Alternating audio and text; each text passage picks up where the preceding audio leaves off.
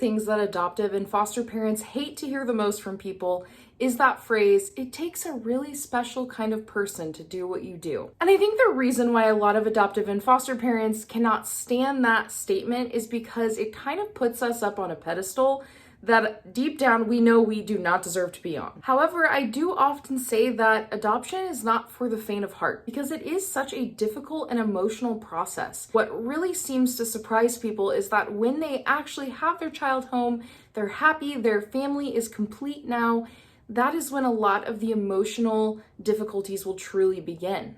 And unfortunately, while agencies tend to train us really well on what to expect from our kids and how to help them, they very rarely train us on how to deal with and process our own emotions as an adoptive parent. And let me tell you, it is not going to be a super easy journey. If it is, that is great, but that is not the common scenario. Hey there, welcome back if you've been here before. If not, my name is Katie and my channel recently had a name change and now I'm Adopt Informed with Katie. I'm an adoption consultant and I work with families who are interested in adopting waiting children from foster care. So here on my channel, I share all sorts of videos about how to adopt, tips and tricks for going about this process, and a lot of this real talk about how emotionally difficult adoption can be so that you can be as prepared as possible. So if any of that interests you, be sure to subscribe to the channel. So I think that if you are interested in adopting, you're pursuing this path, it's so important for you to know the ways that adoption will most likely affect your mental health. And today we are going to discuss how adoption can affect your mental health as the adoptive parent. Now, I think our adoption trainings from our agencies do a great job of explaining to us how adoption will affect our child. You have this child who's been in foster care, and even though they may have suffered abuse or neglect by their biological parents, they still have these emotional ties to them and there's still a sense of loyalty there.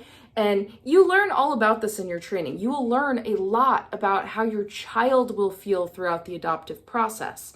However, I think most agencies lack training specifically about how it will affect you.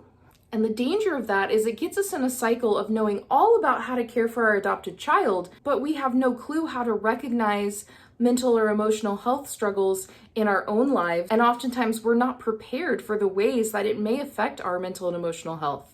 And I don't blame agencies for this. They often have a set curriculum. They have a way that they need to train you to be able to get these kids into homes, and they don't have a lot of time to invest personally and emotionally within you. So that's where I come in, and I'm going to share with you, as someone who's adopted my 3 kids from foster care, I have walked through a lot of these really difficult feelings. I want to walk through with you. So let's talk through these 5 ways that adoption can really affect your mental and emotional health as the adoptive parent. So the first really important thing for you to know is that adoption tends to exacerbate every single possible mental health struggle that you currently have or have dealt with in the past. So whether you've struggled with anxiety, depression, ADHD symptoms, you should basically expect that it's very likely these things will be triggered once you adopt your child. So it's very important to set yourself up for success ahead of time. Get yourself in therapy ahead of time if you know that depression is something you've struggled with in the past. Talk to your doctor about medication if you think that's something you may need. It's really important that you start out in a healthy spot because the truth is, it's only likely to get worse. And I don't say that to be negative about adoption. I just say that what you're embarking on is a challenging thing. It's not a horrible thing, but it is a challenging thing. I also would never recommend for you to start the adoption or foster care process if you are in the middle of any sort of mental health crisis, whether that is you're just in a depression, you're in a funk, you're in a state where your anxiety has been really high, because you're setting yourself up for failure. You're setting yourself up to get so far down that road that it's harder to get help. So please make sure that you've really evaluated and you see if that's the right thing for you, if you're truly ready to begin this process. And if you're not sure, just in general, if you're ready to begin the adoption process, I have a free quiz that I will put down in the description box below. It's completely free, so click that link and you can download that and see if you think adoption is right for you. But yeah, basically any mental health struggle you have, will probably be triggered by some of your children's behavior. As much as we're taught in our adoptive training to remain stoic and calm all the time, the truth is we're humans. We are going to have some reactions to things. Things will affect us. And so just being prepared in the best space mentally that you can be before you begin is so important. All right, the second way that adopting will affect your mental health is that there is a lot of stress involved in the ups and downs of just the adoption process itself. There's all this bureaucracy and paperwork you have to complete. You have to make tons of decisions. You may experience a lot of decision fatigue, and there can be a lot of guilt going into the decisions about the ages of child that you are willing to take on, some of the special needs they have, the number of children that you're willing to accept into your home.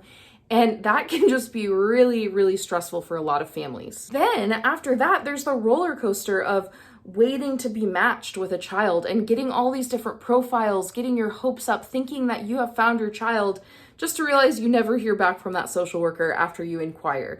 And so it really is a difficult process. And I just want to note here that I understand that as the adoptive parents, we are in such a better place than the children. Like, we have more control in this situation than they do. We chose this.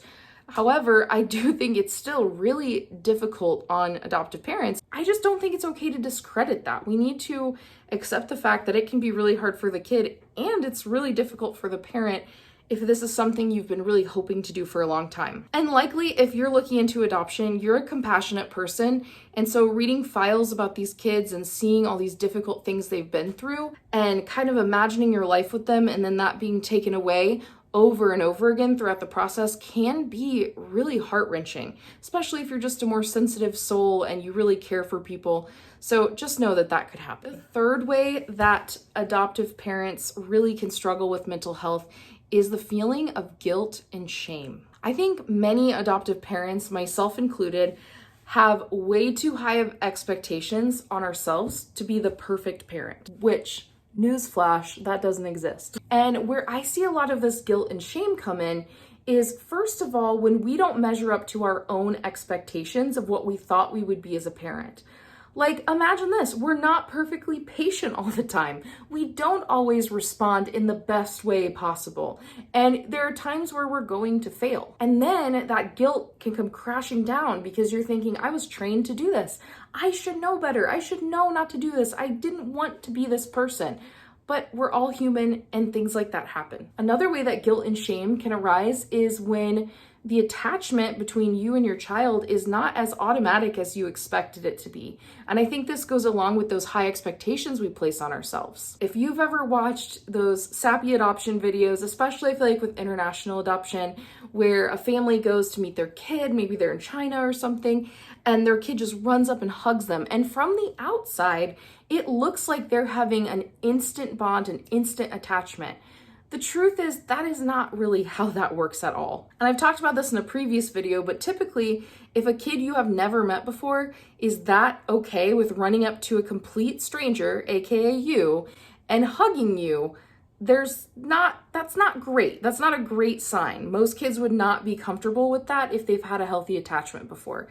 That's a whole other point.